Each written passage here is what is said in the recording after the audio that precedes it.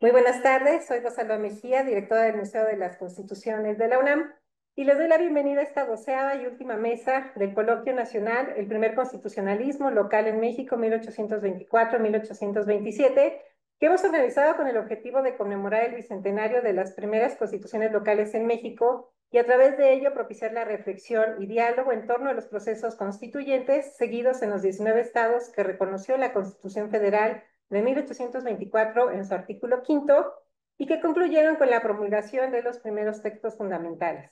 Además de ello, ampliamos este coloquio y desde la mesa anterior y en esta incluimos a otras primeras constituciones de estados que fueron creados a lo largo del siglo XIX para conocer esas experiencias que consolidaron la integración de la federación en ese siglo. Estos documentos jurídicos delinearon el federalismo mexicano y contribuyeron a la formación de la república que existe hasta el presente. Por ello, en este coloquio destacamos los aportes del primer constitucionalismo local para conocer la forma en que las primeras constituciones de los estados de la República Mexicana en el siglo XIX expresaron los principios de soberanía, división de poderes y derechos ciudadanos, entre otros. Este coloquio inició el 21 de noviembre de 1824, mes en el que conmemoramos el bicentenario de la publicación de la primera constitución estatal, que fue la de Jalisco. En cada mesa, especialistas de todo el país reflexionan sobre los antecedentes de la creación del Estado, los procesos constituyentes locales y estas primeras constituciones en relación con la federación. Dejo el micrófono a Jessica Colín, investigadora del museo, para continuar con esta presentación. Agradezco especialmente hoy la presencia de nuestros invitados que generosamente aceptaron participar, la doctora Fausta Gantús y el doctor José Ramón Narváez Hernández. Muchas gracias, Jessica, adelante. Muchas gracias, maestra Rosalba Mejía, por esta cálida bienvenida. Y pues sí, estamos muy contentas, muy contentos en el museo de cerrar con broche de oro esta 12ª mesa del coloquio y dar por concluidos los trabajos. Entonces estamos felices. Y bueno, ahora para conocer la trayectoria histórico-jurídica del Estado de Campeche, me permitiré presentar a nuestra primera ponente, la doctora Fausta Gantús. Ella es profesora e investigadora en el Instituto de Investigaciones Dr. José María Luis Mora y es miembro del Sistema Nacional de Investigadores e Investigadoras. Es reconocida como especialista en los temas de historia política, de la prensa, la imagen y la caricatura en la historia mexicana. Es miembro de diversos cuerpos editoriales, colegiados y de evaluación científica y tecnológica e integrante de varios proyectos, seminarios, talleres y redes académicas. Ha participado como ponente, conferencista y catedrática en diversos foros e instituciones nacionales e internacionales. Cuenta con una importante obra publicada en México y en el extranjero, entre los países en los que se encuentra es Argentina, Colombia, Brasil, Francia y Alemania, que incluye tanto textos especializados como de divulgación. En lo que concierne a su participación en la formación de recursos humanos, destaca su importante trayectoria como docente, que incluye el dictado de cursos en diversas instituciones de México, como el propio Instituto Mora, la UNAM y la Universidad Autónoma de Campeche, entre otras, y también en el extranjero. Asimismo, destaca su labor como directora de tesis, la participación en sínodos y comités tutoriales. Es coordinadora del Seminario Interinstitucional e Internacional La Política y las Emociones, que ha funcionado desde 2018 a la fecha, y co-coordinadora del Seminario Interinstitucional e Internacional de Historia Política, que inició en 2011 y se ha mantenido vigente por más de una década, ambos desarrollados en el Instituto Mora. Actualmente forma parte también del Seminario Historia Cultural de la Playa en México, perteneciente al Instituto de Investigaciones Históricas de la UNAM, y del Seminario Prensa Política Mexicana, que tiene lugar en el Instituto Mora. Ha incursionado también en el ámbito de la difusión y de la divulgación de la historia desde tiempo atrás, promoviendo publicaciones y escribiéndolas, organizando eventos y participando en diversos foros. En la época más reciente, como corresponsable de la red académica Atarraya, Historia Política y Social Iberoamericana, formada en 2015. Muy bienvenida, querida doctora Fausta Gantús, que presenta la Constitución de Campeche de 1861. Buenas tardes a todos, a todas, a todes. Muchísimas gracias al Museo de las Constituciones de la Universidad Nacional Autónoma de México, a través de su directora Rosalba Mejía y de Jessica Colín, quienes han hecho la invitación y las gestiones y coordinación para que esté hoy aquí participando en este evento, lo cual me honra. Y celebro compartir el espacio con el colega José Ramón Narváez. Mucho gusto, José Ramón. Y bueno, pues como usted ya lo ha señalado, Jessica, me toca a mí contarles un poco sobre Campeche, su primer documento constituyente, 1861. Y me doy, si me lo permiten, paso a leer el documento. Al concluir sus sesiones, a finales de mayo de 1861, los integrantes del primer Congreso Constituyente del Estado de Campeche emitieron un manifiesto al pueblo en el que daban cuenta de los motivos y objetivos consignados en la Constitución que habían elaborado. En el documento expresaron, cito, la grata satisfacción de haber dotado al Estado con una Constitución tan liberal como lo exigen los progresos de la democracia en la República y la ilustración y circunstancias peculiares de nuestro Estado. Fin de la cita. Más adelante, en ese mismo documento, expresaban su confianza en que esas leyes satisficieran las necesidades de la sociedad y hacían patente su observancia a lo consignado en la Carta Fundamental de 1857. Destacaban como un aporte sustancial, ellos dijeron, una novedad que reclamaba la Ilustración, el establecimiento de un jurado para los delitos comunes. Concluían con un exhorto a la sociedad, cito, conciudadanos, sed fieles a la ley, acatadla y defendedla. En esto consisten las virtudes republicanas. Fin de la cita. ¿Por qué una primera constitución en un año tan tardío si consideramos que la República Mexicana se formó entre 1821 y 1824?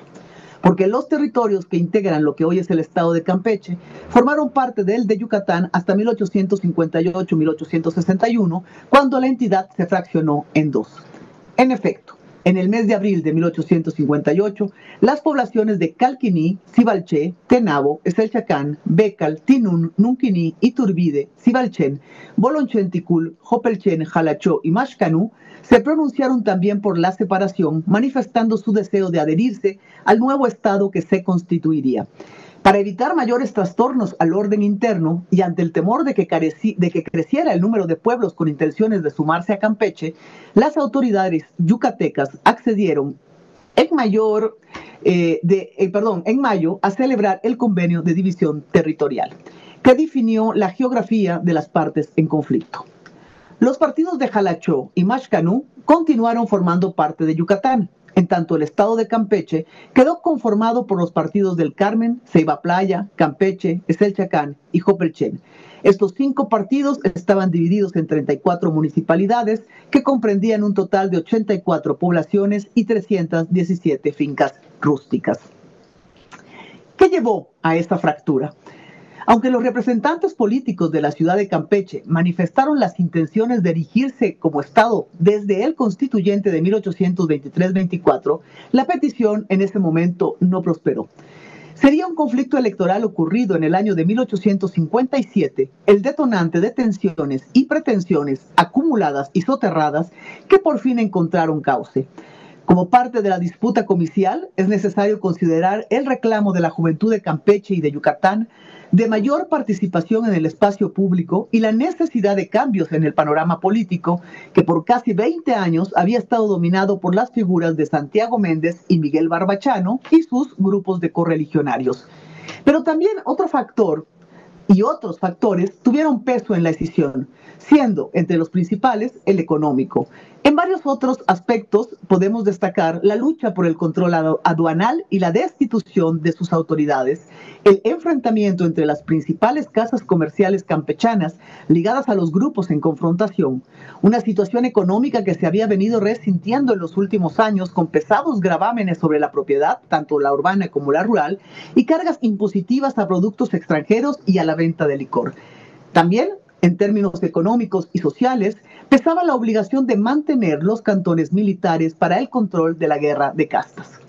Para febrero de 1858, 6 meses después de haber estallado la rebelión, se propuso la división territorial como la única alternativa para concluir el conflicto. La situación de la República, por otro lado, no era nada halagüeña.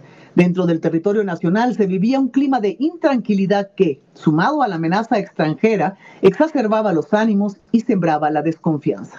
Yucatán había manifestado en el pasado actitudes que podían hacer sospechar futuros problemas a la soberanía nacional.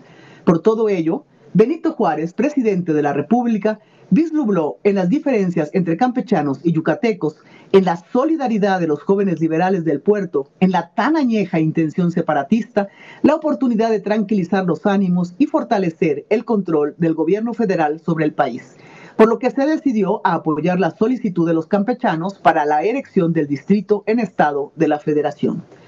Se cumplieron las formalidades, se turnó el caso al Congreso, se solicitaron dictámenes de la situación a las partes involucradas. Ambas entidades presentaron ante el Congreso de la Unión los informes para separarse unos, para mantenerse unidos los otros.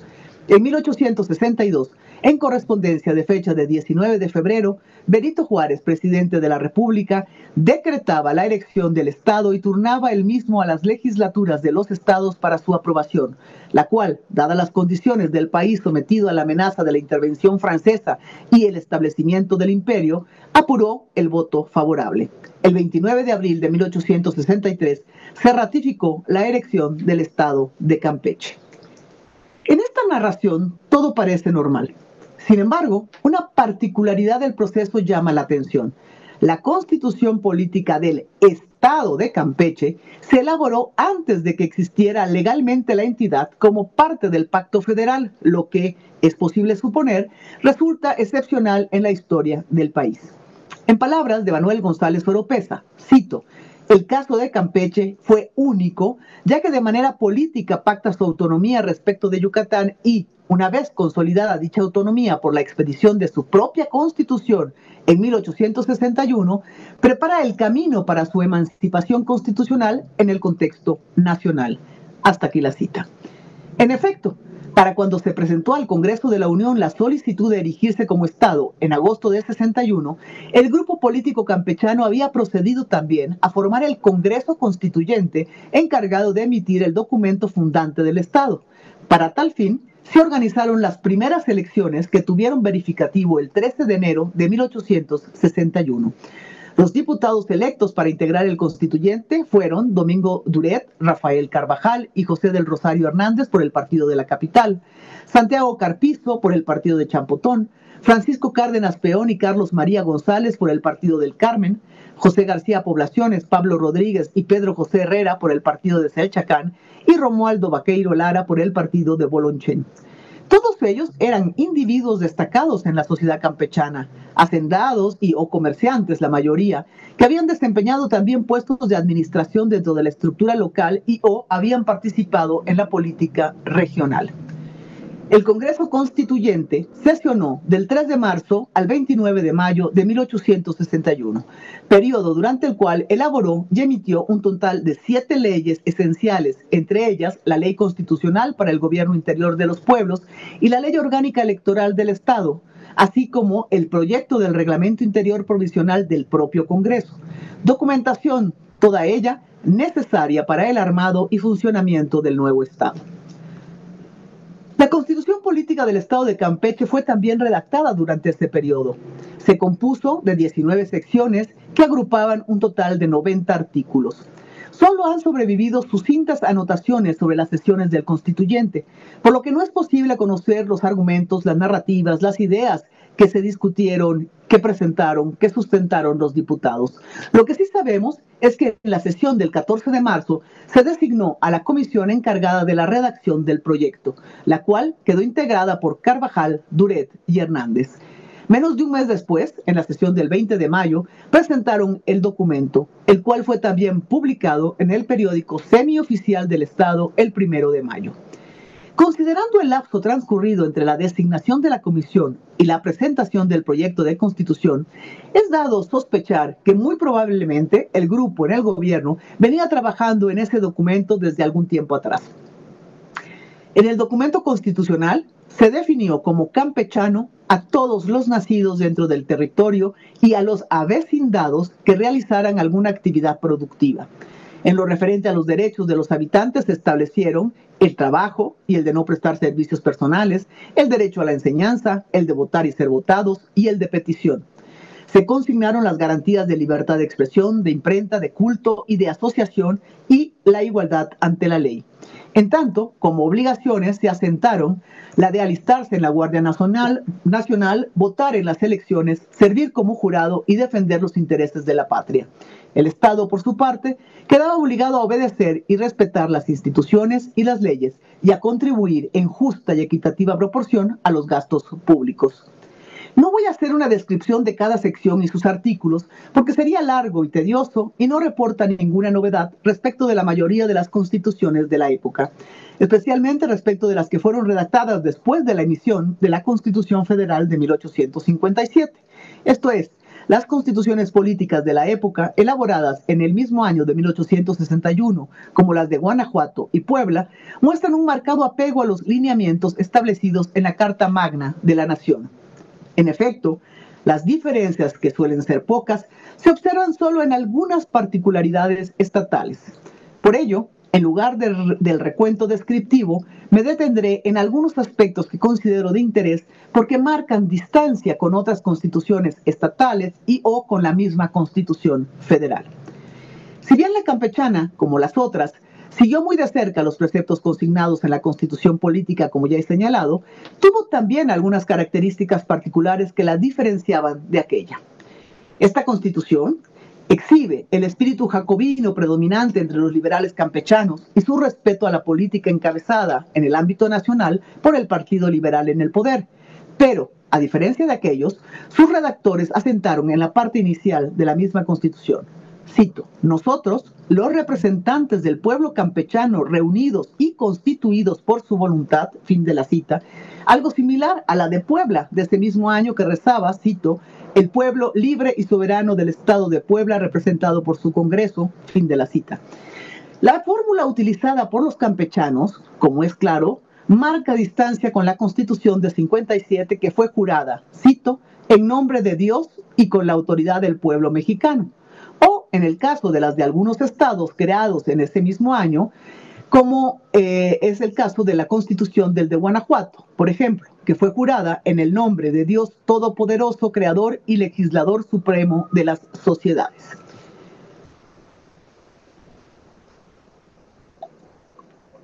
Desde el inicio de la Carta Magna Estatal, sobresale el contenido consignado en su artículo primero, en el que se declara al Estado como, cito, parte integrante de la Confederación Mexicana. Fin de la cita. El término confederado no es inocente ni gratuito si consideramos que la Constitución Nacional, en su artículo 40, señalaba que, cito, es voluntad del pueblo mexicano constituirse en una república representativa, democrática, federal, compuesta de estados libres y soberanos en todo lo concerniente a su régimen interior, pero unidos en una federación. Fin de la cita. En el momento de constituirse la República, me refiero a la década de los 20, mucho se discutió si se organizaría como una confederación o una federación. Recordemos que la diferencia entre federación y confederación radica en el grado de autonomía que los estados ceden al gobierno general, siendo este muy amplio o muy limitado. El uso de confederal en un momento tan tardío, propongo, no es gratuito. Obliga a pensar en la definición de Florencio del Castillo de 1822, esto es, en el carácter de las provincias como naciones.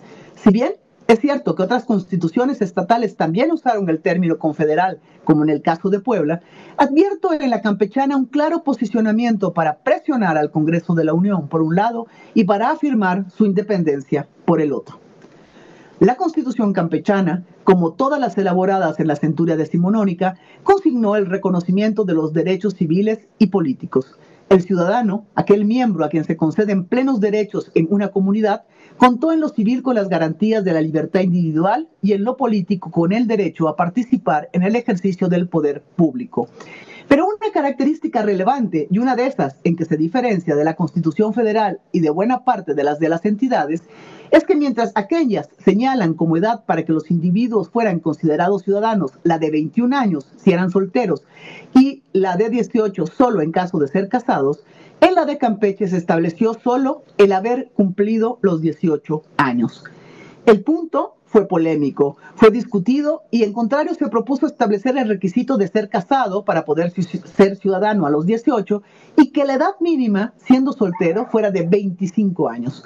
Aunque hubo discusión al respecto, solo sabemos lo que consigna la crónica legislativa publicada en el Impreso del Estado, y es que los integrantes de la comisión expusieron las razones que tuvieron presentes para fijarla en esos términos, pero desconocemos cuáles fueron esas razones. Lo que sí es claro es que se otorgó una ciudadanía amplia y prácticamente universal. En cuanto a la organización y estructura del Poder Ejecutivo, se consideró el cargo de vicegobernador y dos secretarías, una de Gobernación y una de Hacienda, una de Gobernación y Hacienda y otra de Guerra y Guardia Nacional, destacando el hecho de asignárseles a los secretarios, y esto también es importante, responsabilidad por las disposiciones que autorizaran en el cumplimiento de su encargo. El vicegobernador, por su parte, no era una simple figura decorativa, pues entre sus atribuciones, además de cubrir las ausencias del gobernador, estaban la de fungir como vocal presidente del Consejo de Estado. Y el Consejo de Estado tampoco era una figura menor. En efecto, la Constitución estableció la formación de un Consejo de Estado integrado por 6 individuos, 3 vocales, propietarios y 3 suplentes, y se le otorgaron amplias facultades, tales como asesorar al Ejecutivo, glosar las cuentas del producto anual de las rentas del Estado y las de propios y arbitrios, velar por la observancia de la Constitución y las leyes, convocar al Congreso a petición del Ejecutivo, cuando así lo exigiera el bien y la seguridad del Estado. También intervenía este consejo al lado del gobernador en el nombramiento de jefes políticos, del tesorero general, de los jueces de primera instancia, de los empleados y dependientes de esos juzgados, así como en la suspensión de empleados por causas que lo ameritaran, en la resolución de dudas sobre elecciones municipales, y estaba también facultado para poner sobre las armas la fuerza de Guardia Nacional que estimara necesaria. Esto es, contaba con muchas amplias e importantes facultades.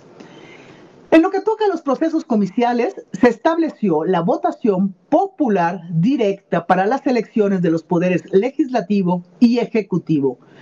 En el caso del Poder Judicial, solo se elegían por el mismo tipo de votación, esto es, votación directa, a los jueces de paz. En tanto, los jueces del Tribunal Superior de Justicia de segunda y tercera instancia eran todos electos por el Congreso. Entre los requisitos para ser diputado, gobernador y vicegobernador se consideraban la edad, el alfabetismo, la profesión o el capital, y se requería contar con una renta de 300 pesos anuales. En lo que respecta al Poder Judicial, el tercer poder público del Estado, como se le llamaba entonces, una de las cuestiones que fue celebrada por la prensa oficial y por los propios diputados constituyentes, como señalé al inicio de esta exposición, como una importante innovación, fue la incorporación de la figura del juicio por jurado, por los delitos de tipo criminal y civil, con lo cual se restaba atribuciones al arbitrio judicial, que era, hasta entonces, el único principio legislativo, esto es, la forma que imperaba en los procesos para la emisión de sentencias. De esta manera, con este documento constituyente, los campechanos sentaban las bases legales para darle consistencia y solidez a su solicitud de erigirse como Estado.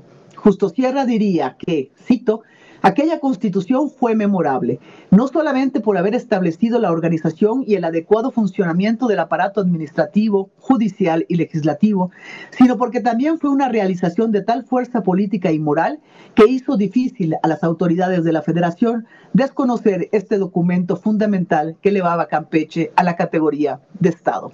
Voy cerrando. Creada en 1861, la Constitución vio suspendida su aplicación por la Guerra de Intervención y la imposición del Segundo Imperio, esto es, entre 1863 y 1867. Reasumido el régimen republicano federal, la Carta Fundamental del Estado volvió a tener vigencia. Las rivalidades y los conflictos por el poder entre partidos políticos locales, con sus respectivos vínculos y aliados en el ámbito nacional, condujeron muy pronto a los primeros cuestionamientos al texto original.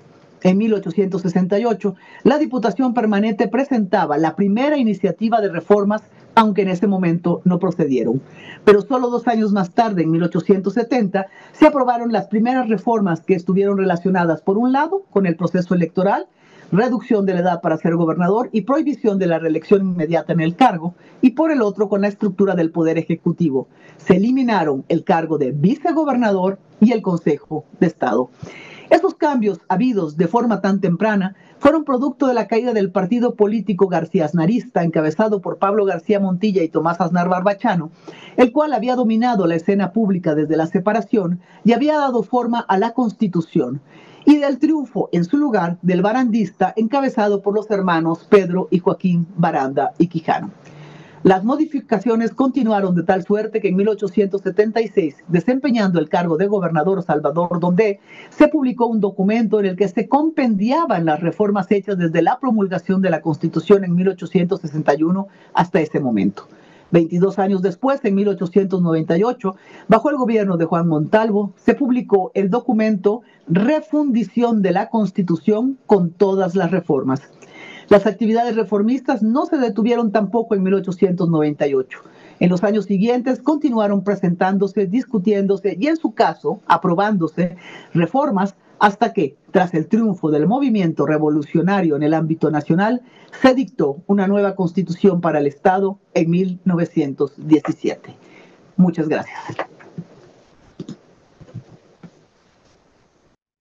Muchas gracias, doctora, por su intervención, por este recorrido por la historia de Campeche y además esta peculiaridad interesantísima de pues plasmar la soberanía en este documento constitucional aún antes de ser determinado por Benito Juárez como un estado más de la República Federal. Entonces, verdaderamente es interesante ese caso y la trayectoria que siguen en este tiempo, además de este apuntamiento en relación con los juicios por jurado, que hemos observado a lo largo de estas conferencias que una de las precisiones que se plasmaron en las constituciones fueron las garantías en materia criminal o penal. Entonces, aquí se va confirmando una vez más cómo estas estructuras también institucionales y de los juicios en esta materia pues fueron otra vez de materia importante ya para estas constituciones de mediados del siglo XIX. Dejaremos hacia el final de la sesión las preguntas que pueda haber del público y ahora me permitiré presentar a nuestro siguiente ponente, el doctor José Ramón Narváez. Él es un destacado académico e investigador en el campo del derecho, con una sólida trayectoria que combina la docencia universitaria, la investigación jurídica y la divulgación cultural.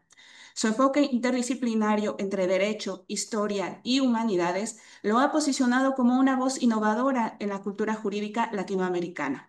A lo largo de su carrera ha desarrollado proyectos que entrelazan el derecho con expresiones artísticas y culturales, particularmente a través del cine y otros medios audiovisuales, buscando acercar la cultura democrática y jurídica a la sociedad.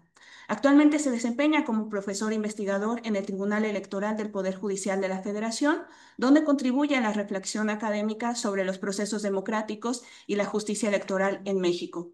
Es también profesor ordinario de asignatura en la UNAM, formando a nuevas generaciones de juristas con una visión humanista e interdisciplinaria del derecho. Por otro lado, ha colaborado con la Suprema Corte de Justicia de la Nación como investigador y como subdirector de análisis e investigación histórico-documental, contribuyendo significativamente al estudio y preservación de la memoria histórico-jurídica de México. En la Comisión Nacional de los Derechos Humanos ha ocupado posiciones relevantes, incluyendo la dirección adjunta de la Escuela Nacional de Estudios para el Desarrollo Agrario y como profesor investigador. Su vocación docente lo ha llevado por diversas instituciones de prestigio, incluyendo el Instituto Tecnológico y de Estudios Superiores de Monterrey, la Universidad Anáhuac, el Instituto Nacional de Ciencias Penales y como profesor adjunto en la Universidad Continental del Perú, sede Cusco, y la Universidad de Milán, enriqueciendo su perspectiva pedagógica y académica. Muy bienvenido, querido doctor José Ramón Narváez, que presenta la ponencia sobre la Constitución del Estado de Hidalgo de 1870. Pues muchas gracias, Jessica, por todas las atenciones, desde que nos contactaste, ¿no? Un evento muy interesante el que llevaron a cabo durante, pues, estos meses y que hayas, pues, logrado así como scouting, ¿no? Encontrar a quien pueda hablar de cada una de las constituciones, pues, es sumamente importante que se haga además en el Museo de las Constituciones de nuestra máxima casa de estudios, de donde pues soy profesor desde hace 20 años y me enorgullece mucho. Hace no más de 3 meses estábamos allí en el museo igual con alguna actividad, y me tocó hacer pues todo el recorrido, y bueno, pues también agradecerle a Rosalba Mejía, la coordinadora de este maravilloso recinto, y pues muy complacido de compartir este espacio con la doctora Fausta Gantús del prestigioso Instituto Mora, donde también pues me tocó hacer en algún momento investigación justo para estos temas, porque la cuestión es que yo vuelvo, ¿no? Después de no, 30 años casi a este tema, porque fue el tema de mi tesis de licenciatura, y que después, como me tocaron los bicentenarios, tuve la oportunidad de participar, con el Congreso de la Unión en esa colección que hicieron, que se llamó Historia de las Instituciones Jurídicas. No, no se va a ver tanto, pero, no, sí, a lo mejor sí me lo acerco así. Ahí está.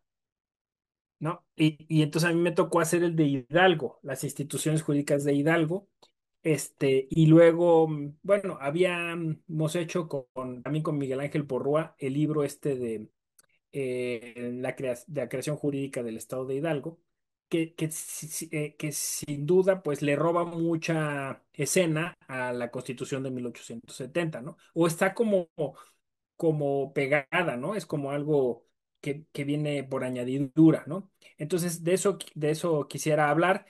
Yo, desde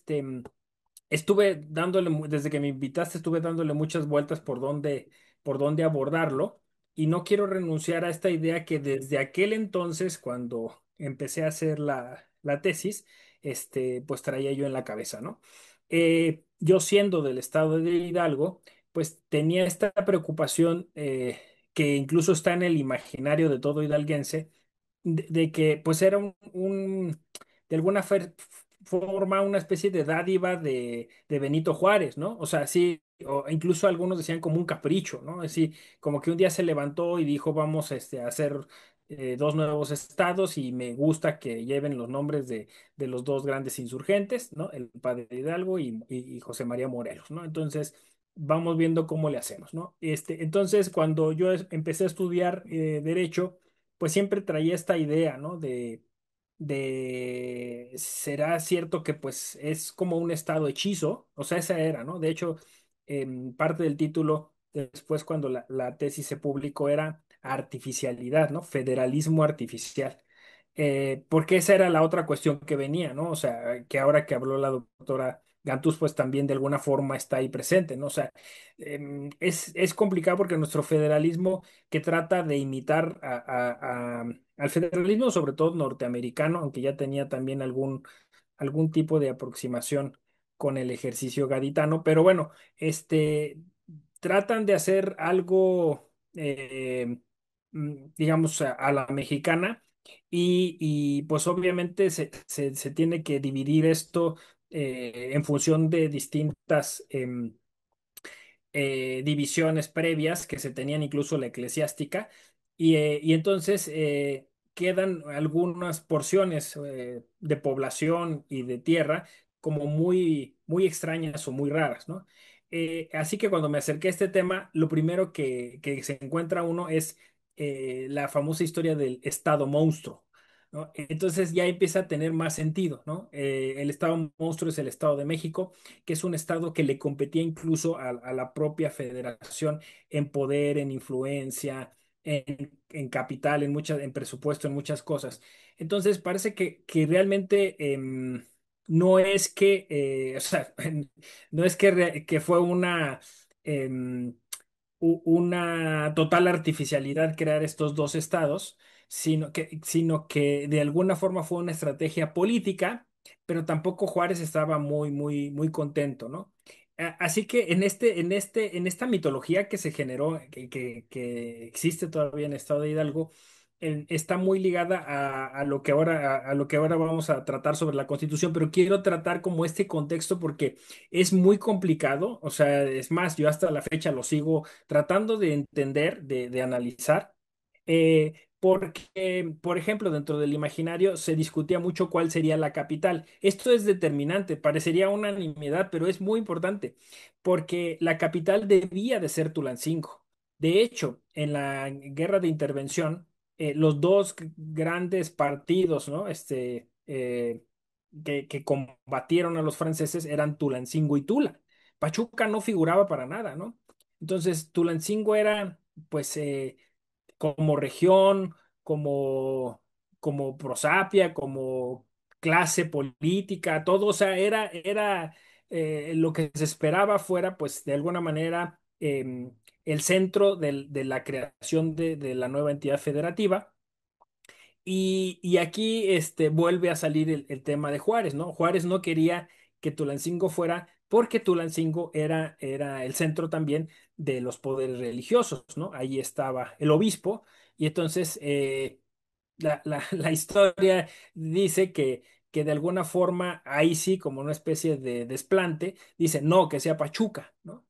Que sea Pachuca, porque incluso en Pachuca pues no hay ni siquiera como una sociedad fervorosa, ferviente, que coincide mucho con este espíritu jacobino al que se refería la doctora Cantús, ¿no? Entonces, esto es importante porque mi interés particular era saber si para hacer una constitución requieres tener antes una simiente, unos fundamentos a nivel social, a nivel cultural, o simplemente llegas, la impones, ¿no? Es esto que los constitucionalistas siempre les roe el cerebro, ¿no? O sea, si se necesita primero una constitución material para después tener la constitución formal, ¿no? Entonces, a mí sí me interesaba saber si de alguna manera las personas, la sociedad que se encontraba en esa región realmente quería constituirse en algo distinto, se sentía identificada con algo, había una serie de valores. Así que fue bien interesante este recorrido porque eh, a- a- para no hablar, digamos, de instituciones políticas, no llevarlo al terreno jurídico, yo traté de hacer, no sé si lo hice bien o no, pero una especie de historia social, ¿no? De historia de la cultura, quizá, ¿no? O sea, ¿qué eran esos elementos que de alguna le estaba releyendo el libro y yo le digo factores reales de poder porque era una cosa que era como un cliché, ¿no? O sea, uno citaba la sal y ya, ¿no? Esos eran los factores reales de poder que, que, que pudiéramos esgrimir como una especie de elementos para generar una constitución, ¿no? O sea, para generar un estado, para generar una organización social y política distinta a la que era el Estado de México, ¿no? Y fíjense que hasta la fecha sigo con ese tema. O sea, sigo preguntándome qué es lo que hay detrás, ¿no? De la forma. Y si eso lo podemos de alguna manera, este, porque de alguna forma es cultura, lo podemos ir generando, ¿no? O sea, podemos ir generando esa identidad y qué tanto la identidad es necesaria para este elemento constitucional, ¿no? Y yo creo que casi en todo lo que escribo está esta preocupación presente, ¿no? Entonces, si quisiéramos incluso jugar, diríamos que la primera constitución del Estado de Hidalgo es la del Estado de México. No es la de 1870. Pero además tiene otra cosa irónica esta aseveración, ¿no? La Constitución de 1861 no tuvo casi vigencia en el Estado de México por la intervención francesa. Entonces se quedó ahí como en stand-by, ¿no? Y son más bien los creadores del Estado de Hidalgo los que dicen, bueno, pues hay que retomarla y hay que echarla a andar y hay que apoyarnos en esa constitución para poder generar un régimen político nuevo, ¿no? Entonces, quizá tuvo más valor, más peso en esos primeros momentos de la creación del Estado de Hidalgo en 1869 que lo tuvo en México, ¿no? Eh, Así que cuando termina la intervención francesa, pues era claro que tenían que, en el Estado de México, transitar hacia otra constitución y se olvidan de la de 61, ¿no? Este, y ya de alguna manera esa guerra contra Francia había cohesionado a la población, como digo, en estos dos partidos, Tula y Tulancingo, y les había dado una identidad, ¿no? Hasta la fecha, pues es como en todas las entidades federativas se sigue discutiendo qué es lo nuestro, ¿no? O sea, los pastes, la barbacoa, todos estos platillos hechos a base de insectos, ¿no? Los chinicuiles, los escamoles, el pulque, esto es importante. ¿Por qué, no? Bueno, porque Apan era una potencia, comercial, ¿no? Así que, de verdad, cuando están diciendo vamos a hacer un nuevo estado y necesitamos hacer una constitución, uno de los grandes argumentos es porque necesitamos proteger el pulque, porque el pulque es importante para este país y pulque es importante para casi todo, ¿no? O sea, porque estaba ligado a toda una mitología prehispánica, pues de estas deidades, ¿no? Que habían formado este país, ¿no? Y entonces, pues era una cosa muy importante. Tan es así que dentro de las negociaciones estaba el que de inmediato se procediera a establecer las líneas férreas, que era muy importante porque había que sacar el pulque de ahí, ¿no? O sea, había que llevarlo tanto al norte como al sur. Y entonces dentro de las negociaciones estaba metido esta bebida, ¿no? Esto de alguna forma también, o sea, este proyecto que hay en la cabeza de estos empresarios, ¿no? Porque eso es lo que distinguía a Pachuca de Tulancingo, era, era la residencia de grandes empresarios como don Gabriel Mancera, ¿no? Yo adoro la historia de Gabriel Mancera, además porque hay una calle tremenda que te toca cruzar si vives en Ciudad de México, pero porque además es uno de los protagonistas de una de las primeras grandes películas, que es El automóvil gris, ¿no? Y entonces uno de los personajes que sufre todas las vejaciones del ejército constitucionalista, este, que se había, pues, eh, coludido con esta banda, es Gabriel Mancera, ¿no? Entonces, Gabriel Mancera es de los que dice, yo pongo mi vida, pongo mi patrimonio para que se construyan estas vías del tren, ¿no? Entonces, para mí la Constitución de 1870 es también ese proyecto férreo, ¿no? O sea, ese proyecto de establecer estas rutas de comercio y que estaba ahí desde el virreinato. Desde el virreinato había la intención de hacer una salida lo más próxima y directa al mar, ¿no? Y por eso se plantearon hacer ahí muchos distritos, partidos, e incluso cuando se discutió la división territorial en 1824, se hablaba de un estado, el estado de Iturbide, ¿no? Pero, o sea, siempre se quiso hacer como una especie, iba a ser como un estado, como un chorizo, ¿no? Porque la idea es que saliera hacia entre Veracruz y Tamaulipas, ¿no? Por ahí iba a salir y esa iba a ser la entrada hacia la Ciudad de México, hacia la capital, ¿no? Entonces ese era como, también le llamaron el estado de las Huastecas, ¿no?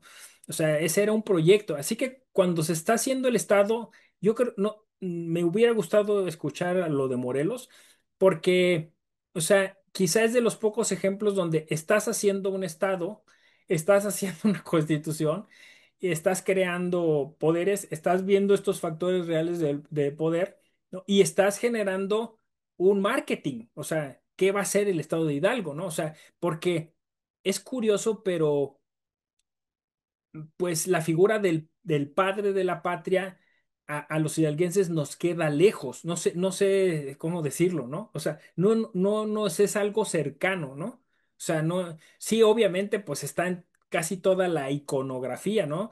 En los billetes, en los escudos, ¿no? Pero, pero pareciera más como, pues eso, como una especie de logotipo que pensar que, o sea, que el cura Hidalgo tuvo, pues, digamos, algún tipo de relación o injerencia en el Estado, ¿no? No sé si me explico, o sea, es algo raro, ¿no? O sea, nos identifican otras cosas, nos hacen sentido otras cosas, ¿no? E incluso nos hermanan en una región mucho más amplia que tiene que ver con Tlaxcala, obviamente con el Estado de México, y con una porción de Puebla que es esta como serranía que empieza en Real del Monte y termina hasta Veracruz Puebla, en Teciutlán, ¿no? Este, que tiene además siempre estas características y que en toda esa región pues está el pulque, están los gusanos y está la charrería, que eso es la gran como cuestión, ¿no?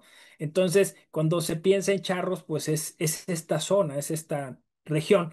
Y esto también es importante, esto es importante porque entonces el texto constitucional, que como ya lo dijo la doctora Gantús, pues se va a parecer a todos los de la época, ¿no? Tiene casi las mismas, esto que dijeron ustedes, las garantías procesales, las garantías individuales que pues muchos quieren ver ahí los derechos humanos, yo creo que es una extrapolación que hay que tomar distancia porque los derechos humanos son universales, tienen otras características, ¿no? Garantías individuales, la ley de imprenta, la ley de la libertad religiosa, que es curioso, ¿no? Porque obviamente siendo un estado ultra jacobino, ¿no?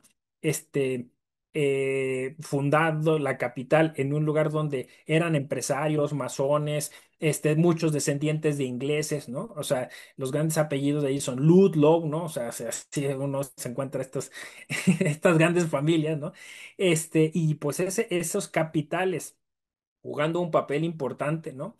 La minería como un factor real de poder, ¿no? La minería invirtió mucho en la creación del Estado de Hidalgo y en la confección de la Constitución.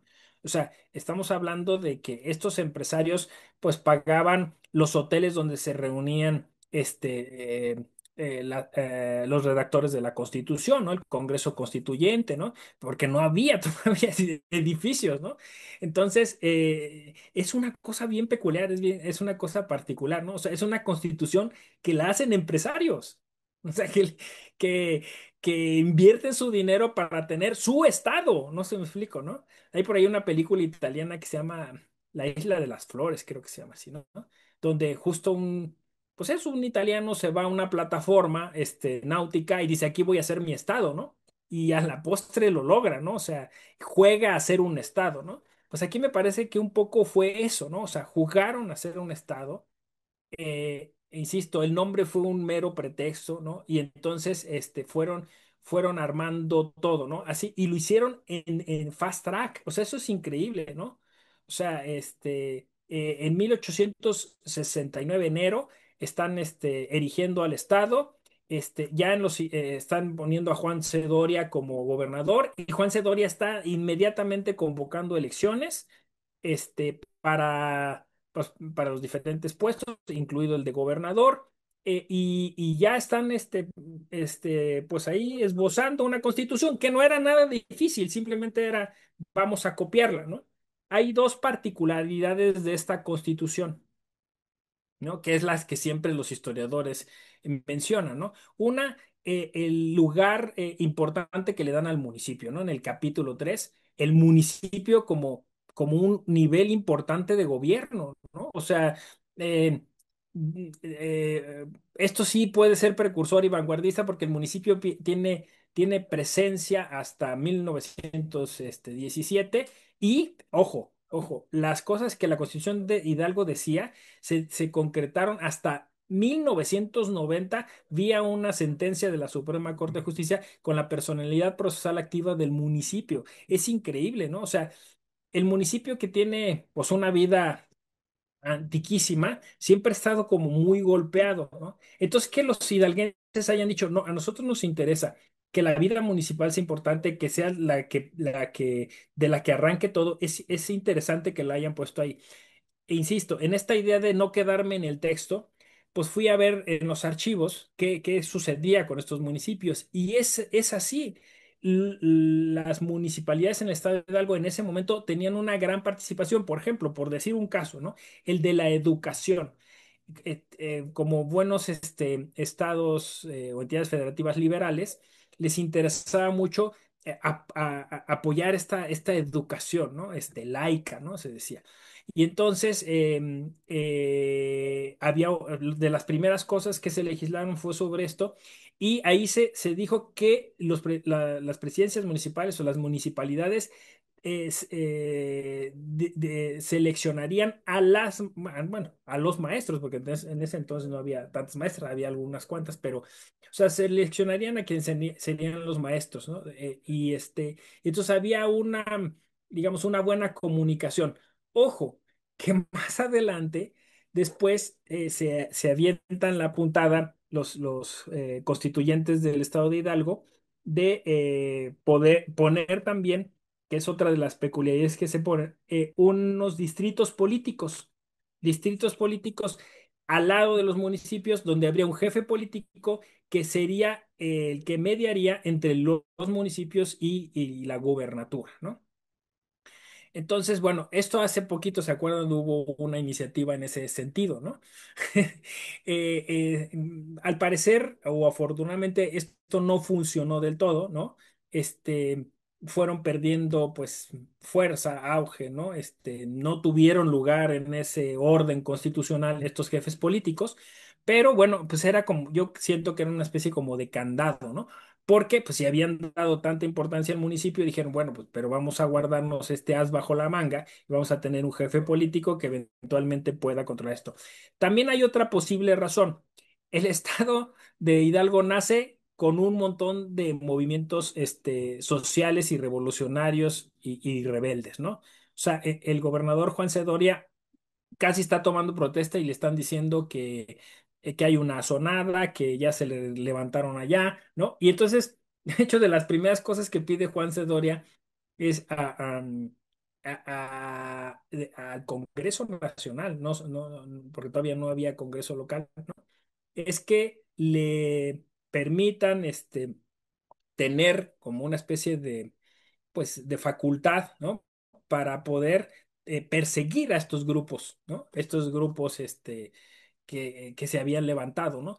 Eh, Aquí podemos presumir dos cosas, ¿no? Que a río revuelto, ganancia de pescadores, pues muchos vieron, mira, están haciendo un estado, quién sabe cómo les va a salir, pues vamos a levantarnos en una de esas también, nos toca algo o negociamos o lo que sea, ¿no? Pero sí es increíble, o sea, la cantidad pues eso, de efervescencia que creó esto, ¿no? Así que la Constitución se hizo, digamos, no tan tranquilamente, ¿no? O sea, se hizo, digamos, pues un poco, corriendo, un poco escondiéndose, un poco, pues, queriéndola, poner en vigencia, aunque, pues, duró bastante, duró 24 años, ¿no?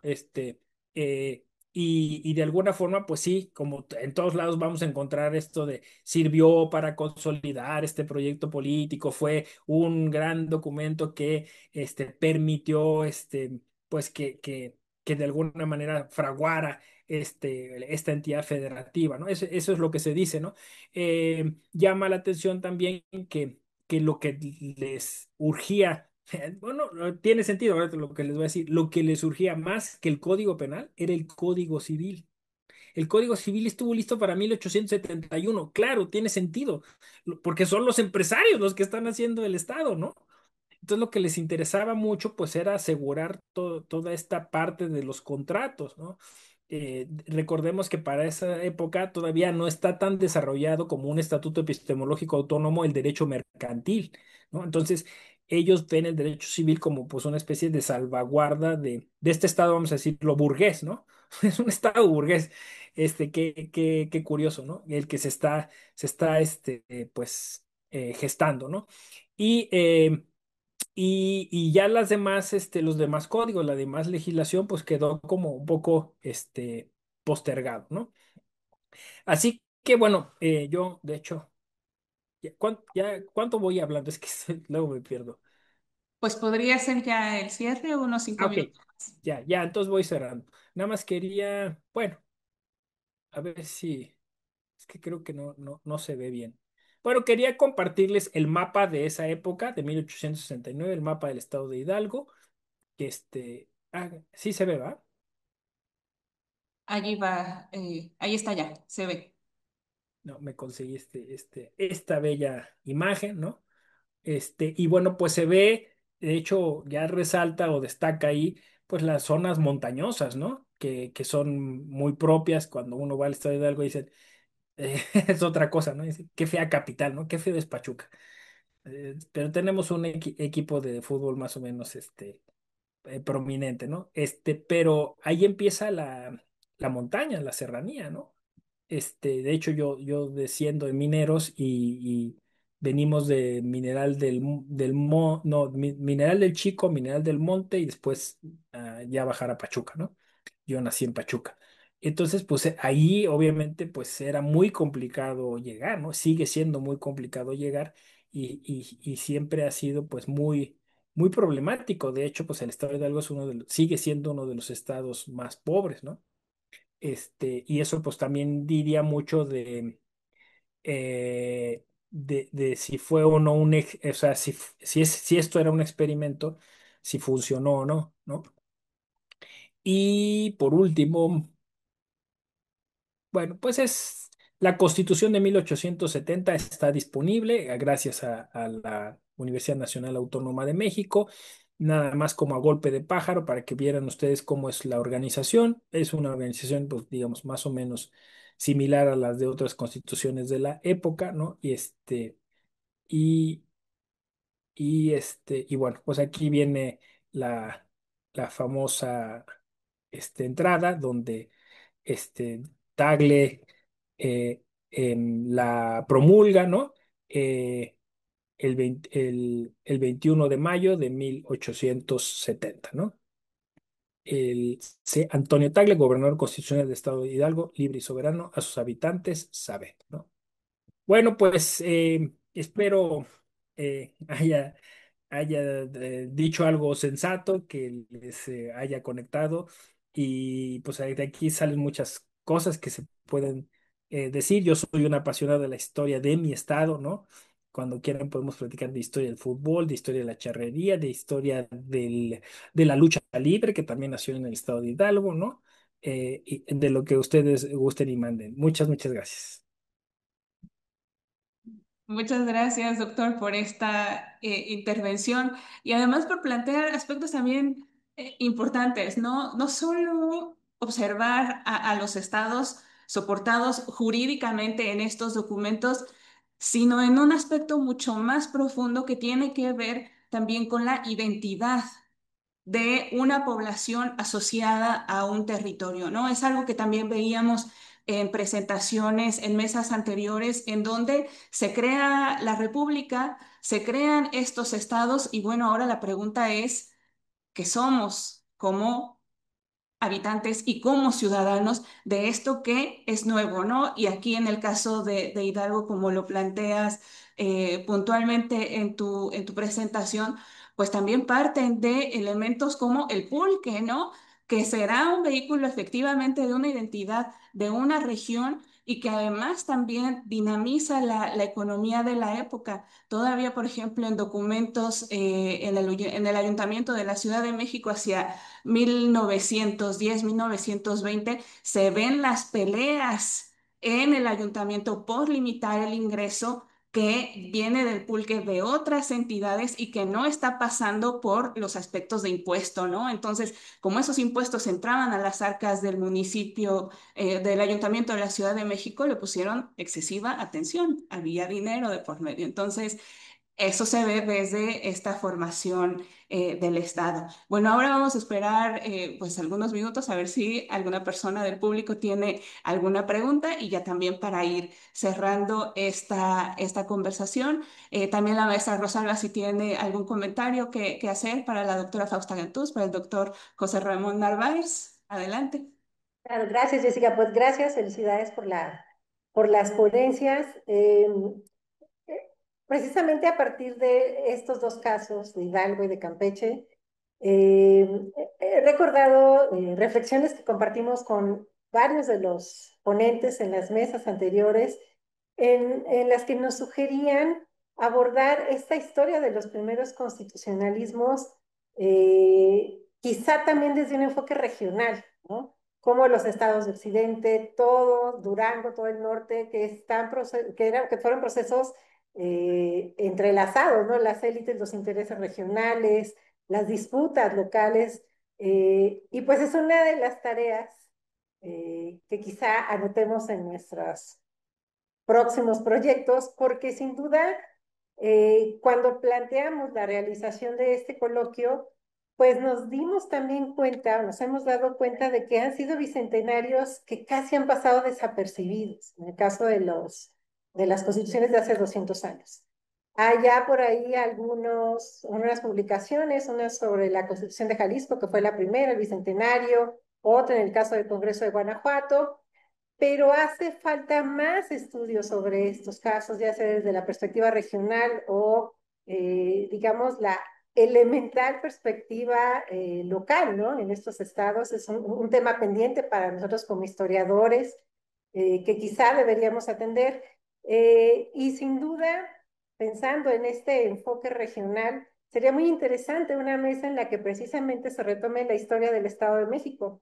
Empezamos el coloquio con una plática sobre la creación de la capital y entonces ahí estaba siempre presente los intereses de los políticos, de los comerciantes del Estado de México que les quitan su capital y cómo tardaron tiempo en organizarse ellos mismos y hacer su propia constitución después de haber, no sé si superado ese shock que fue que les quitaran la capital y desarticular esos intereses.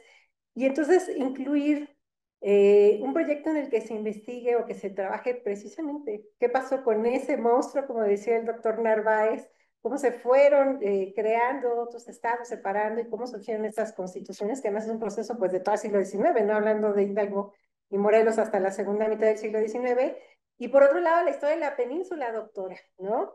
Sí, Campeche, bueno, Yucatán, que fue de los pioneros por luchar por este federalismo a ultranza, y después cómo se desintegra esta conformación geográfica hacia la segunda mitad del 19 y bueno, luego Quintana Roo, ¿no? Sería muy interesante tener una mesa así que nos permita comparar estos procesos que también ayudan a entender cuál ha sido la historia de los constitucionalismos locales y alejarnos de este centralismo. Nosotros que estamos aquí en la Ciudad de México, que la Constitución Federal y la Constitución Federal, o luego la Constitución también de la Ciudad de México, que era otro tema que veíamos pendiente cuando hablamos de la creación de la capital, como todos los procesos de identidad, como decía Jessica, de independencia geográfica, de las facultades, de la autonomía y demás, pues llevan a que en el Distrito Federal, la Ciudad de México, tenga constitución hasta el 2017, ¿no? Que también es algo muy significativo. Pues bueno, es algún comentario que quería hacer y retomando, recordando estas reflexiones que hemos compartido con muchos de los historiadores y abogados que nos han acompañado. No sé, Jessica, si hay alguna pregunta o si quieren comentar algo más nuestros invitados y si no, procederíamos a la conclusión de este coloquio.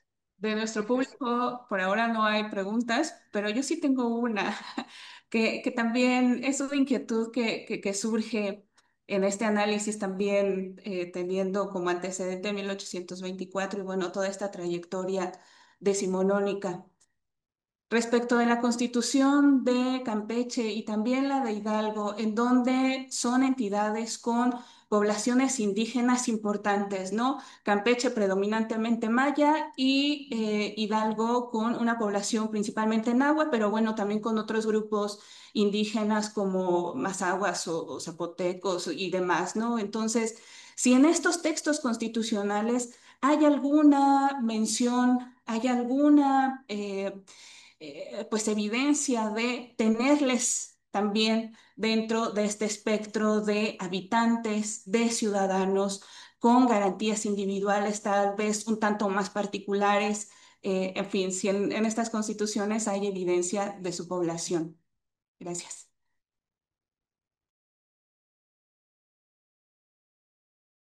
No sé si la doctora quiere responder.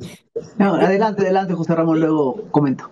Es súper breve porque obviamente pues hay toda una ideología, ¿no? En la época que trata de subsumir a los indígenas, ¿no? O sea, es decir, desaparecen, ¿no? O sea, no, la idea es que ellos si uno lee, por ejemplo, el texto de 1870 de Hidalgo, pues habla sobre quiénes son los ciudadanos, ¿no? Y pues solo está este tema de la mayoría de edad. Si estás casado y tienes patrimonio, 18 años ya eres ciudadano, y si no, bueno, pues a los 21.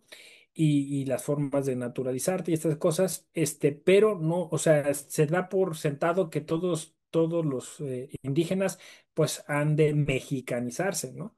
Y entonces no se cuenta. Solo hay unas pequeñas menciones dentro, digamos, de la discusión sobre la elección del Estado y la confección de la Constitución, de decir, somos orgullosos descendientes de los toltecas, ¿no? Entonces, dentro de de los límites de nuestro estado se encuentran pueblos como el Otomí, el Náhuatl, ¿no? El Otomí tiene mucha presencia, ¿no? Y también decían, bueno, hay mucha influencia del pueblo teotihuacano, ¿no? Entonces, también ya se hablaba como como de retomar esa majestuosidad de aquellos tiempos, ¿no? Pero más bien se refieren al tema prehispánico, ¿no? O sea, como si eso hubiera quedado en el pasado y los indígenas del presente ya no existieran, ¿no? O sea, no se dice otra cosa más, y pues sí es triste, ¿no? Al final de cuentas, en las sazonadas o cuando los movimientos estos de rebeldes, sí se menciona la participación de mucha población indígena, pero en este sentido, ¿no? O sea, así como revoltosos, ¿no? Que hay que contener, que eventualmente, bueno, pues se les ha de procesar. Y eso mucho en el Archivo Judicial Federal, ahí encontramos muchas referencias de este tipo, ¿no? Eh, Jessica, la pregunta que planteas es muy interesante y compleja, sin ninguna duda, y muy difícil de responder más allá del documento constitucional. Que es necesario hacerlo. El documento constitucional, como en el caso, ya lo mencionó ahora José Ramón, en el caso de Campeche, tampoco hay una mención específica a los grupos indígenas. Pero no podemos olvidarnos, y por eso decía que hay que ir más allá del documento constitucional, del espíritu de la época y del espíritu del Partido Liberal que está buscando uniformar, homogeneizar, dar unidad a esta nación que por momentos los desborda, ¿no? A los grupos políticos, y que no estoy diciendo que esté bien ni mal que aparezcan o no aparezcan, lo que estoy tratando de entender es el espíritu de la época. Entonces, en esa lógica, justo las constituciones lo que buscan es anular las diferencias y hacer homogeneizar los derechos. Por eso hablan de igualdad ante la ley, por ejemplo, de todos los ciudadanos, ¿no? Sin hacer diferencias supuestamente, ni de edad, ni de sexo, ni de profesión, ni de fortuna, salvo para ocupar ciertos cargos en particular. Pero en cuanto a la ciudadanía, y en el caso de la Constitución Federal, José Ramón lo acaba de mencionar para el Estado de Hidalgo, en el caso de Campeche, la ciudadanía es amplia y prácticamente universal, ¿no? Luego podemos discutir el término también tendríamos que discutir, ¿están los indígenas pero también están las mujeres o no están las mujeres en ese masculino genérico, etcétera, ¿no? Creo que es un tema que hay que discutir más allá de los textos constitucionales. Ojalá hubieran, no sé, por ejemplo, en el caso de Hidalgo, ¿qué sucede? En el caso de Campeche tenemos el recuento se llevó la sesión, intervino fulano, presentaron este tema, se discutió y se votó. pero no están los alegatos y las exposiciones, que es lo que nos permitiría realmente entender cuáles son los posicionamientos de estos diputados y bajo qué lógicas y qué ejemplos están refiriendo en sus propias argumentaciones, ¿no? Pero creo que es eso, no están porque lo que se busca es dar igualdad de todos ante la ley y de uniformar esta idea de territorio nacional, de nación, de México, ¿no? Sería mi comentario. Sí, muchas gracias a ambos. Pues sí, tenemos todavía mucho trabajo que hacer en la investigación. También las mujeres. Aquí la doctora Catherine Andrews señalaba en la sesión en donde intervino, pues esta mención que se hace de las mujeres en estos textos de la Primera República entre el 24 y el 27. Las menciones que se hacen a ellas, eso es únicamente en el sentido de legitimar en su caso la naturalización de los extranjeros como habitantes y ciudadanos del Estado en particular, ¿no? No hay más, entonces, pues sí, en fin, allí quedan todavía importantes vetas de investigación y bueno, pues no tenemos más preguntas, les agradezco mucho y ahora me permitiré presentar al doctor Carlos Barreto Zamudio. Es un honor que también nos acompañe esta tarde. El doctor Barreto Zamudio se doctoró en Historia por la Escuela Nacional de Antropología e Historia. Actualmente es rector del Colegio de Morelos. Fue director del Centro de Investigación en Ciencias Sociales y Estudios Regionales entre 2019 y 2024 y presidente del Instituto de Investigación en Humanidades y Ciencias Sociales de la Universidad Autónoma del Estado de Morelos. Es miembro del Cuerpo Académico Consolidado, Procesos Regionales y Transformaciones Socioculturales y en el año 2021 fue reconocido como docente emérito. Es miembro del Sistema Nacional de Investigadores y profesor investigador de tiempo completo en la Universidad Autónoma del Estado de Morelos. Sus líneas de investigación se orientan a la historia regional, social y política del centro-sur de México entre los siglos XIX y XX, así como el estudio de temas específicos como el zapatismo, el bandolerismo y los movimientos sociales de los siglos XIX y XX. Se ha presentado en foros académicos en México, España, Estados Unidos, Centro y Sudamérica. Es autor de libros, de los libros Rebeldes y Bandoleros en el Morelos del siglo XIX, El delito de ser zapatista y de Amparos y Garantías, acercamientos a la historia social morelense desde los archivos judiciales. Ha sido también coordinador y co-coordinador de las siguientes obras colectivas: Zapatismos, Nuevas aproximaciones a la lucha campesina y su legado posrevolucionario, Horizontes historiográficos, apuntes para la historia de la UAM, Miradas históricas y contemporáneas a la religiosidad popular, Constituciones y legislación en México, ensayos desde los estudios regionales, Cuernavaca, siglo XX, del ocaso porfirista al impulso industrializador, la revolución por escrito, planes políticos revolucionarios del Estado de Morelos para los siglos XIX y XX y Universidad Autónoma del Estado de Morelos, 70 años, historia gráfica y documental. Muy bienvenido, querido doctor, y adelante con esta presentación de la Constitución del Estado de Morelos de 1870. Sí. Muchas gracias, estimada Jessica, muchas gracias a los organizadores por considerarme entre los ponentes de este importante foro. Para mí es un gusto, ¿no?, participar y dar algunos datos, ¿no?, de algunas investigaciones que hemos hecho pues, a nivel Morelos, ¿no? Creo que parte del estudio o del espíritu del foro tiene que ver con esta perspectiva pues, más específica que se relaciona con los casos estatales, ¿no?, y con las especificidades regionales. La ponencia que hoy presento se llama Constitucionalismo y Antireeleccionismo en el Morelos de la República Restaurada. Como ya adelantaba Jessica, la Constitución de Morelos, la primera Constitución del Estado de Morelos, es en el año de 1870. Cabe mencionar que el Estado de Morelos se crea el año anterior, en el año de 1869, en abril, y pues como el caso de otras entidades federativas, pues nace sin constitución, ¿no? Es un momento de construcción de las instituciones.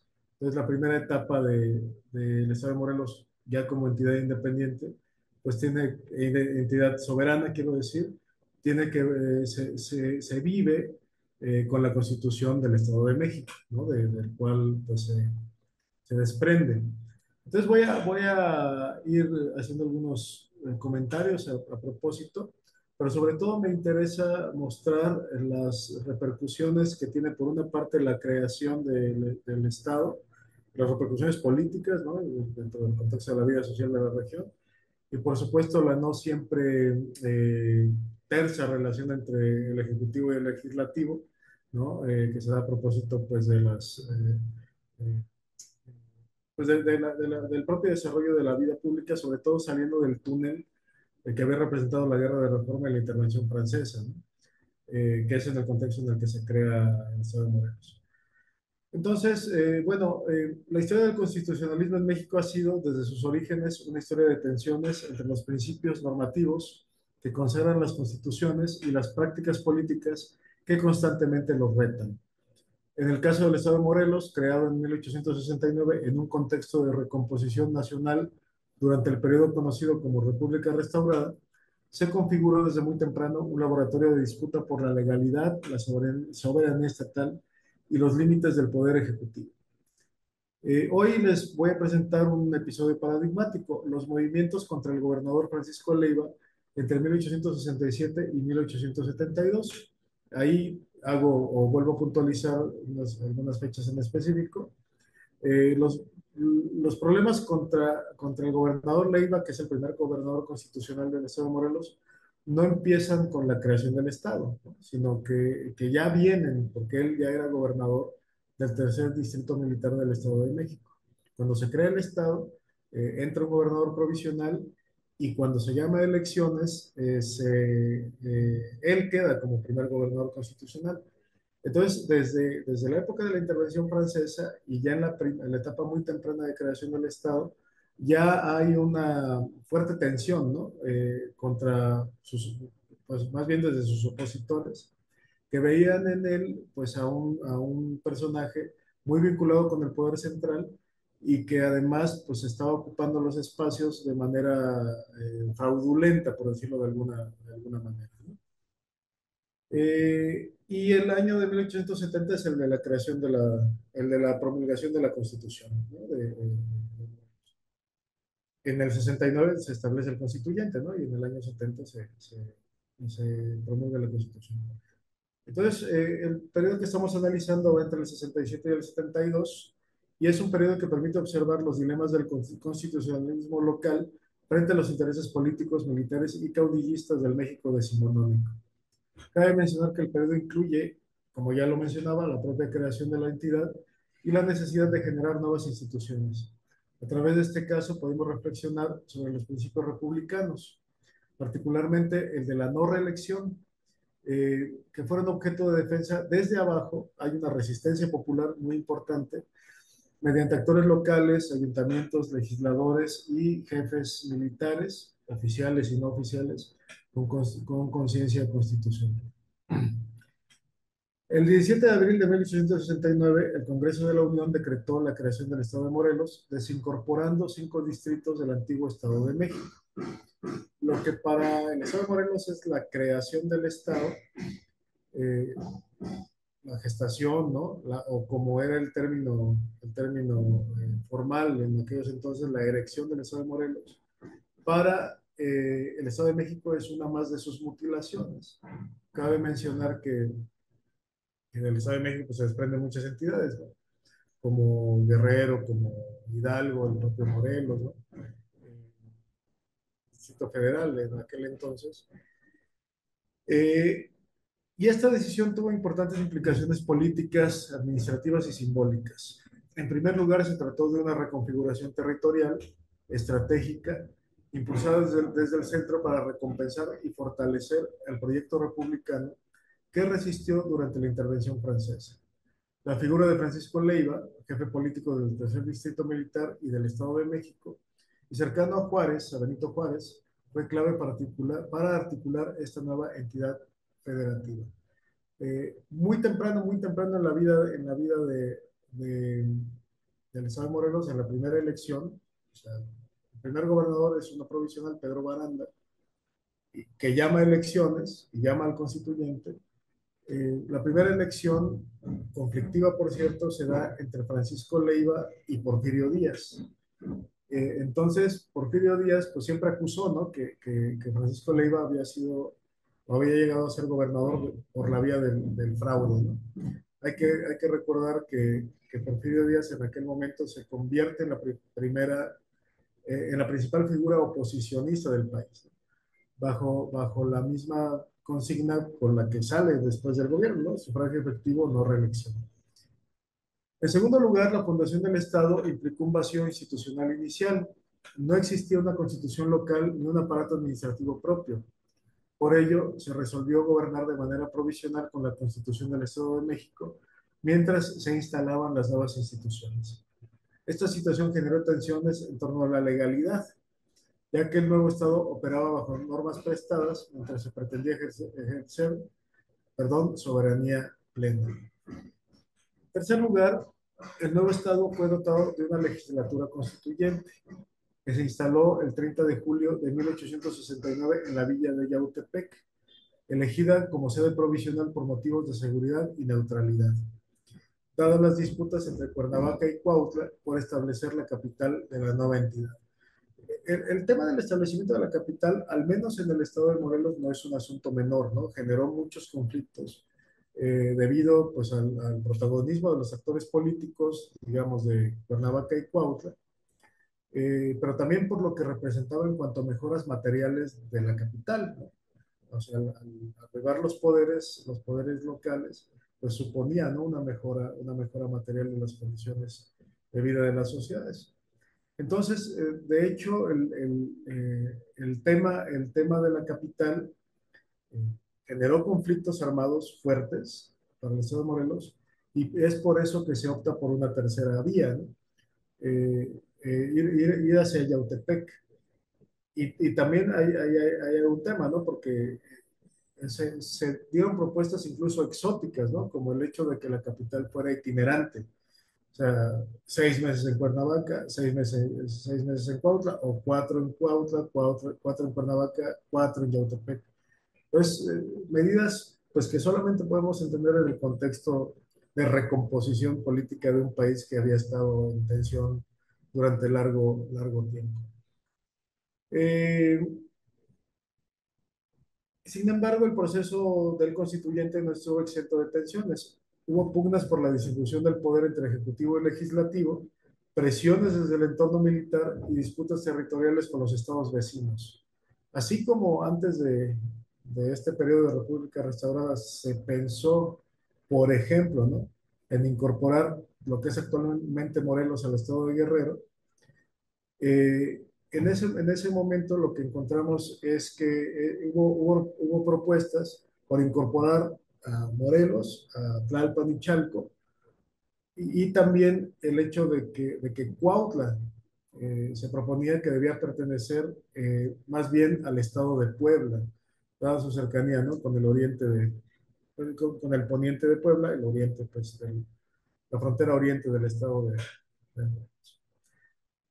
Este proceso culminó con la promulgación de la Constitución Política del Estado Libre y Soberano de Morelos el 20 de julio de 1870, que consagró los principios fundamentales del liberalismo republicano: soberanía estatal, división de poderes, garantías individuales, respeto a los municipios y entre otros, el principio de la no reelección inmediata para el Poder Ejecutivo como un mecanismo de equilibrio frente al caudillismo. Sin embargo, pese a estos avances formales, la aplicación del nuevo marco constitucional se vería rápidamente desafiada por el propio gobernador provisional, Leiva, quien fue ratificado en el cargo con respaldo del presidente Juárez. Aquí hay un error: el primer gobernador provisional es Pedro Baranda, como ya les mencionaba, pero ciertamente durante la primera elección, como ya lo señalaba, queda Francisco Leiva, ¿no? Acusado, dicen las fuentes, ¿no? Decían las fuentes en aquel momento, las fuentes opositoras, por supuesto, decían que Leiva era entre comillas, entenado de Benito Juárez. Esto generó inconformidad entre diversos sectores políticos, municipales y legislativos que veían en su continuidad una transgresión del principio de no reelección y un atentado contra la recién adquirida soberanía estatal.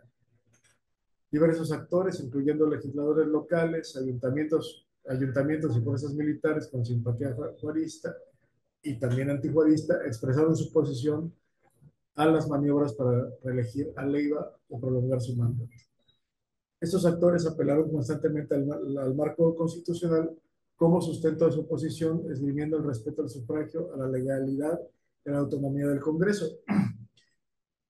Eh, cabe mencionar que también, ¿no? En aquel momento los movimientos sociales de la región esgrimían, ¿no? Un rechazo aún en esta época a la Constitución del 57, ¿no? Planteaban que había que regresar a la del 24, digamos, en el plano federal, ¿no? Aquí, pues, no hay tanto una oposición a la Constitución local porque, pues, digamos, al principio no la hay y después es muy nueva, ¿no? Entonces, se da, pues, mucho este tipo, ¿no? de movimientos. Creo que es importante mencionar, pues, en este caso, pues, que el antirreeleccionismo, contrario a la tendencia historiográfica más general, pues no nace con Madero, ¿no? El antirreeleccionismo es una fórmula muy fuerte durante el siglo XIX. O sea, contra personajes, pues, que se mantienen el poder durante largo tiempo vía la reelección, como fue con Díaz, como fue con el propio Juárez, ¿no? Incluso en el contexto de la propia intervención francesa, pues hay movimientos, por ejemplo, el de Jesús González Ortega, que considera que él debiera ya asumir la presidencia de la República, ¿no? Sino que este antireeleccionismo tuvo expresiones previas, como ya mencionaba. En Morelos hay una serie de movimientos de este corte, ¿no? Entre 1870 y 72, que fueron impulsados por una preocupación por el respeto a la legalidad por parte de sectores que no solamente cuestionaban a Leiva, sino cuestionaban al presidencialismo también, ¿no? Cuestionaban al presidencialismo que consideraban que podía vulnerar la Constitución estatal. Esto se manifestó, perdón, en acciones como las tensiones entre el gobernador y el Congreso y la negativa de algunos municipios y a reconocer la legitimidad del Ejecutivo que consideraban impuesto. Uno de los momentos culminantes de esta movilización jurídica y política fue la proclamación del Plan de Jonacatepec. El Plan de Jonacatepec es de 1870. Es un documento suscrito por autoridades en desobediencia, civiles y militares, en el oriente del Estado, en el que se desconocía al gobernador Leiva, se estableció un gobernador provisional, que era un personaje, digamos, importante de manera regional, del que se sabe todavía poco, Feliciano Chavarría, y se exigía el respeto a la constitución local y al principio de no reelección.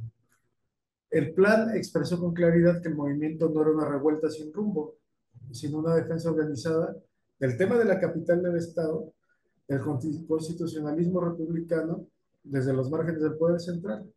Este documento es bien importante como ver, ¿no?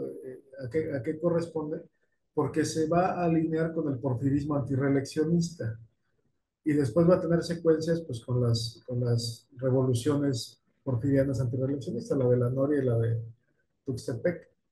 El lema es maravilloso, ¿no? Para entender, pues, la lógica regional, eh, digamos, de estos grupos. El lema que suscribe este plan es Constitución, Libertad y Porfirio Díaz.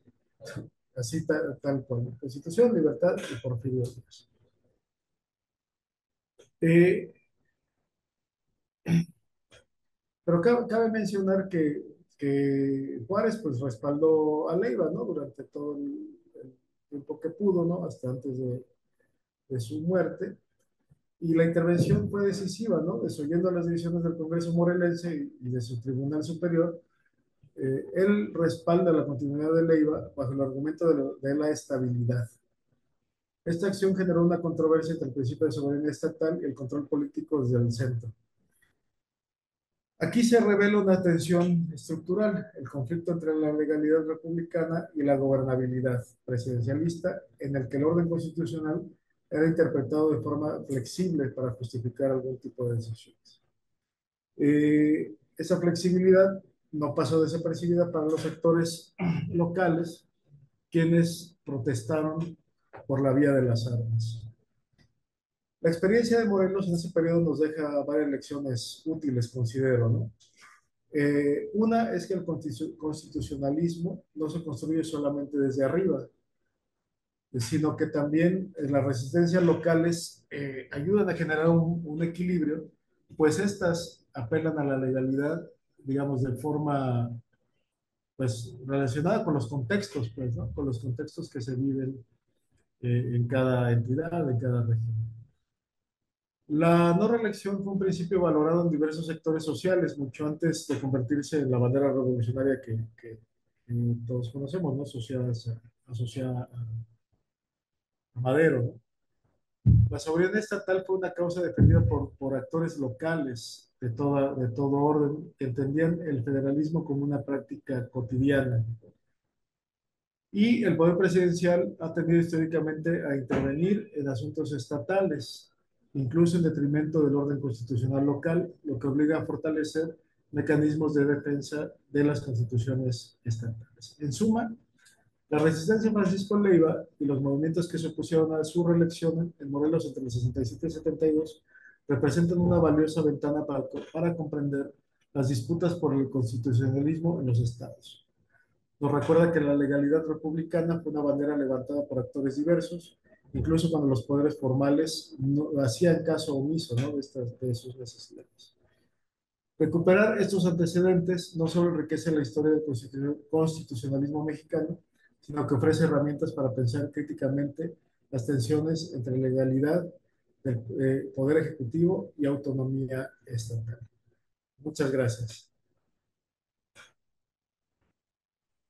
Muchas gracias, doctor, por esta ponencia tan puntual y clarificadora para entender también este proceso local que se inscribe también en un contexto regional y en donde lo podemos observar para el caso del Estado de México, como desde 1824, cuando se configura la República, pues bueno, comienza este proceso paulatino de desmantelar un Estado gigantesco en ese momento y cómo hacia mediados del siglo XIX y ya para esta segunda parte decimonónica, pues bueno, también se da un proceso acelerado ya para conformar ahora estos otros estados que también se inscriben en este ánimo republicano, federalista, y bueno, pues aquí tener el caso de Morelos, además con estas novedades en relación con una capital itinerante, qué interesante.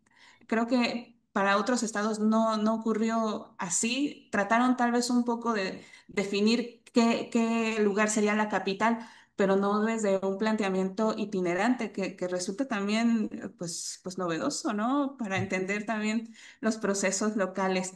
Pues le agradecemos muchísimo, querido doctor Carlos Barreto, por esta ponencia.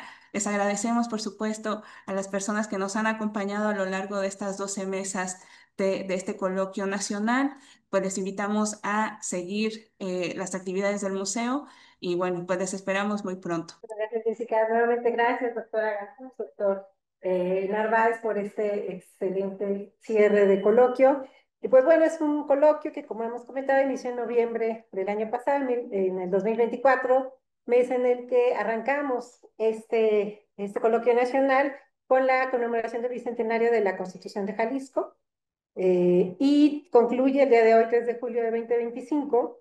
En cada mesa, especialistas de todo el país han reflexionado sobre los antecedentes de la creación de cada estado, los procesos constituyentes locales, las primeras constituciones y su relación con el federalismo de la República. Agradezco, por supuesto, y con mucho gusto, a los 30 especialistas que participaron en esta actividad que hemos realizado desde el Museo de las Constituciones de la UNAM, a fin de contribuir al conocimiento y reflexión sobre los procesos constituyentes que hicieron posible la integración de la federación y que nos han permitido hacer una revisión historiográfica y destacar la importancia del estudio de las constituciones desde lo local. Así damos por concluido este coloquio nacional y les invito a ver los videos de todas las mesas en nuestro canal de YouTube, Museo de las Constituciones UNAM, para que tengan la oportunidad, como nosotros, de reflexionar sobre estas aportaciones y, ¿por qué no, crear nuevos hilos de investigación? Que hemos visto que tenemos muchos pendientes y aún falta mucho para historiadores, para abogados interesados en la historia y para historiadores interesados con un pie en el derecho, que es una interdisciplina que ha dado frutos muy, muy interesantes para ambas disciplinas. Y pues bueno, sin más que agradecer, muchas gracias por acompañarnos a lo largo de este coloquio